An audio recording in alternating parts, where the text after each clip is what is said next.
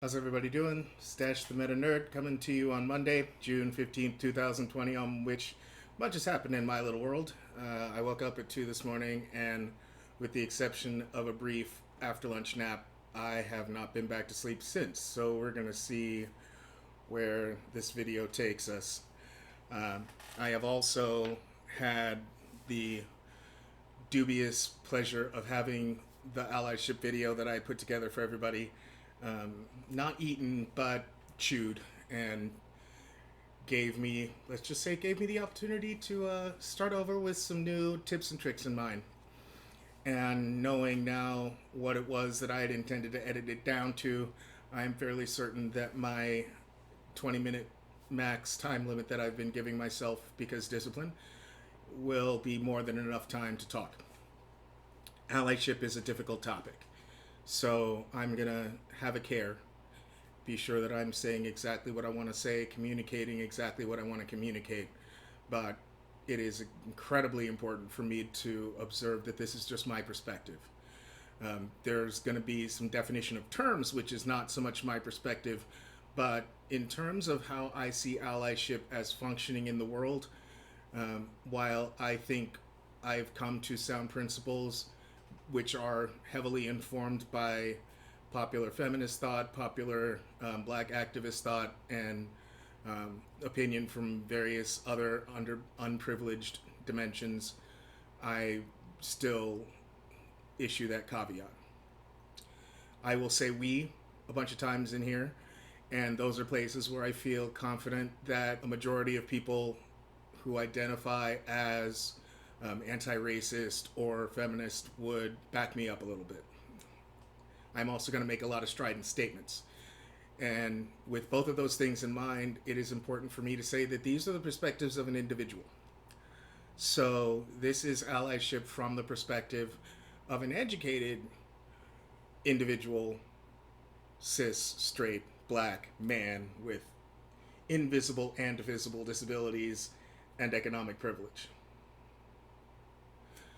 And that's the deal. As many dimensions as there are on which we can identify ourselves as people, there are nearly as many on which we should be able to observe that there are privileged and unprivileged groups, privileged and oppressed groups, and that members of the privileged group on any given dimension are the ones with the opportunity to be allies. On the dimensions on which any one person, such as myself, belong to an oppressed group, we seek equity, not supremacy, equity. And on any dimension on which we are privileged, such as my identifying as a cis man, we have the opportunity to be allies. We have the opportunity to know that oppressed groups do not gain equity without the participation of allies in the privileged group, and to be those good, informed allies. To be a good, informed ally means to listen more than I talk. And that, for someone such as me, would usually be a challenge, but with allyship, I don't find it so. I think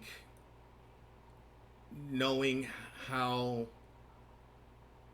I would like to see my allies behave towards me gives me a really concrete way to golden rule myself into the kind of ally that I hope others would like to see in me.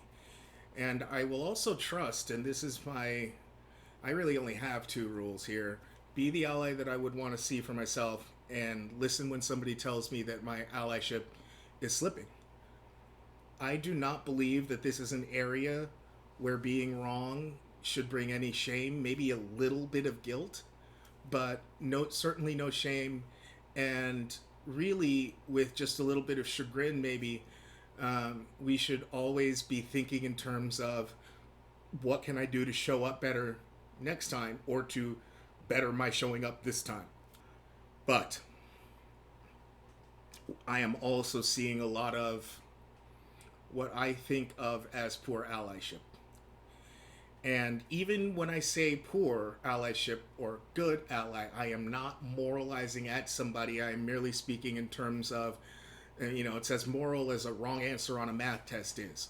It doesn't make people bad, and getting corrected should not make them feel all that bad, little bad, enough to motivate you to do differently next time. But this thing over defund the police has got to stop. This is where I am seeing poor allyship, and I believe very, very strongly that there is nothing in the world bad about well-intentioned wrong in this area. Well-intentioned wrong can be corrected. It slips out of well-intentioned wrong when it is either an intentional attempt to sabotage the efforts or progress of the oppressed group, or we have told you that it is poor allyship, you've committed a well-meaning wrong, and you double down or you ignore our voices. This has happened in a number of ways, and I think I'm going to split them up into multiple videos in deference to time and my ability to get this done in one take. But the primary way is for people to begin their Facebook posts or tweets by telling us what we have done by creating the slogan, Defund the Police. And when I say what we have done, they're telling us what the negative consequences of our mistake are.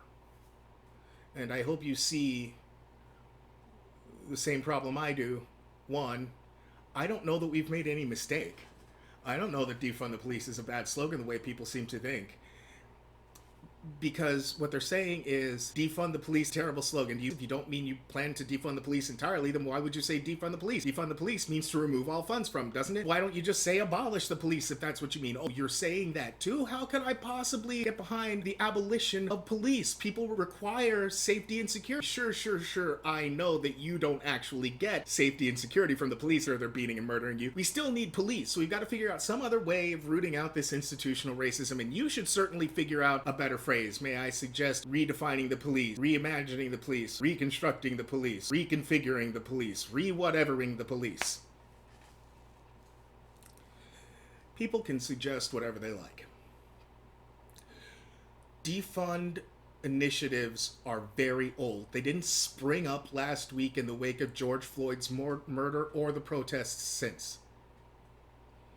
There is well-researched policy initiative at play.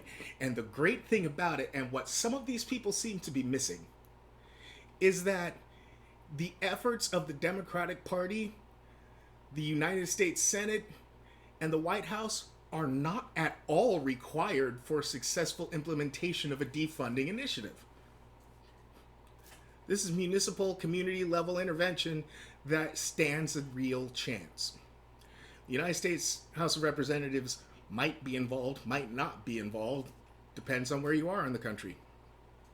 But in any case, what I see these would-be allies as doing is making the assumption that defund the police is a bad slogan and or a bad policy. Set of policies, really. Assuming that they know better than we members of the oppressed group that those two things are the case, assuming that they are capable of assessing the negative consequences of this supposed mistake, making a value judgment about our choices based on these assumptions, and then either talking down to us or, and this one gets me, speaking in outrage to us. Like, I have read a very definite tone of how could you screw this up? And I gotta say, that's a question. Because I know I'm not the only person that feels it. We're on the cusp of real change. Even if it's incremental, it is real as concrete, and it's way less incremental than things have been recently. So the fact that defund the police in some people's mind isn't the best slogan, to me, does not explain some of those behaviors that I'm seeing. It feels a lot to me, and I'll get to kind of what I think could be done differently about this, that we've all been marching together, oppressed people and allies, and we've been moving in lockstep towards a goal. And, you know, we've been getting beaten down, getting murdered, getting it all on camera, having the cops not care, having that bond us tighter. And then these people who maybe it took a little while to get behind the slogan Black Lives Matter are now, because we have said defund the police, stopping marching, pulling themselves out of line, getting out in front of us and saying, whoa, whoa, whoa, whoa, whoa, whoa, whoa, whoa, whoa. You can't pass until you have our permission. That's really what it feels like. Like, we are not allowed to get back to the struggle until we have sufficiently appeased our putative allies. And that's a well-meaning wrong. When I, on a friend's or stranger's Facebook feed, say, this has felt really frustrating to have a putative ally silence the voice of the oppressed and take us out of the struggle to explain ourselves, to defend ourselves, and to have somebody actually say, I know that's what makes defund such a terrible slogan. I've seen a lot of such exercises and missing the point. So what I would like to suggest are two important things. One comes from my expertise in prevention, which is the key steps to an informal intervention. Because if you're a member of an ally group and you seek to intervene on the choices or behavior of an oppressed group in their own struggle, one, workshop the shit out of that with your fellow allies. Because only with the consensus of a group of y'all am I willing to listen anymore. I do not want to have one more person explain to me why we're doing it wrong. This is our struggle. And to make declarative, prescriptive, or proscriptive should or should not statements to a member of an oppressed group is the quickest way to gain their ill favor. I'm half Vulcan, half Romulan, and I gotta say that my Romulan side has been riled over the last week and change, and that's very difficult to do. So, first up, very important, if you're an ally, then yours should not be the loudest voice in the struggle. And if you are shouting us down, telling us what to do, then you are by default the loudest voice in that space at that time. Let the voice of the oppressed take center stage. Even if you bite your thumb and go, I don't care. Like I said, workshop the shit out of it with your allies. If you've got a degree of expertise and you absolutely know there's a better way that could be saving us time and energy, check it out with your fellow allies. See if they all agree both that you are correct and that you should bring it up. This is where our, in this moment, better informed, and in any given general moment, better informed or more empathetic or more sensitive allies, we need you. We need you to block for us, basically. We need you to stop these lectures, these imprecations from getting to our ears, because it is damn painful to have the most aggravating conversations I have had in the last week been with the people who agree with me that structural racism is killing black people in this country. So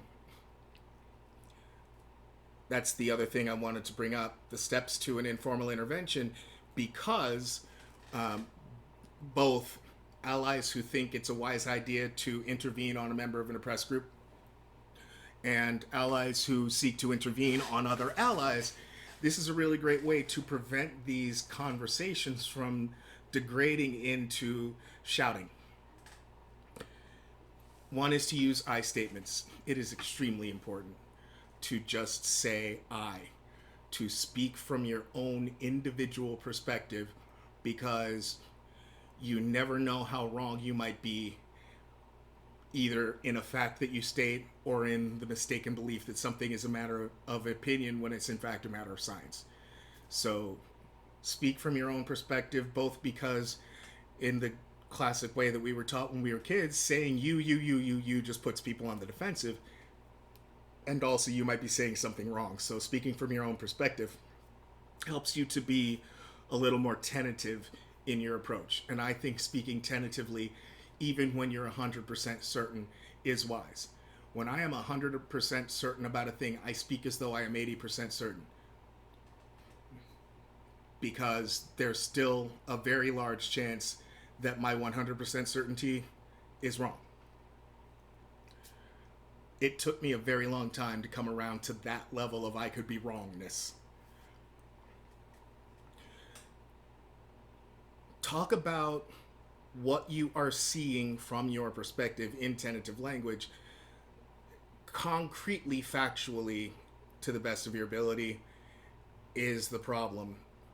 And do it in non-judgmental language. Try to avoid moralizing language. Try to even avoid the language of mistake. Just talk about what you're seeing and what it is that you think you could be seeing instead that might have a beneficial effect. Definitely, if you're going to offer solutions, offer them empathetically, and offer them, do not direct them, do not force them, do not in any way assume to yourself the authority to force somebody to enact your solution unless you actually have the authority to force them to enact your solution. So this is how this can look. Brian, Doug, Blake, I want to talk to you guys. I have been seeing your posts on Facebook, and I gotta say that your use of semi-judgmental language, I think, to talk about the problems that you're seeing with the slogan, Defund the Police, maybe we could have that discussion in a different space, because what I'm seeing is that it's having a really strong negative emotional impact on the people that we're trying to be good allies to. So I appreciate your passion, and I know that the people we're trying to be allies to do as well. But I think if we could just kind of keep this in the all-white space for now and maybe talk it over, I'm pretty sure I know why defund is the slogan of the moment and why people think that it works. If we could just maybe have that discussion over here, I think that when we are engaged in the struggle directly with our allies, that we can be of greater service to them. And I know that that is something you're interested in. So just thanks for listening. And thank you for listening. I find it extremely important to think and speak of allyship at a time when real critical change has been seen to come from, in many ways, the plethora, the diversity out there. So I will probably post more about this in the near future. For now, see ya.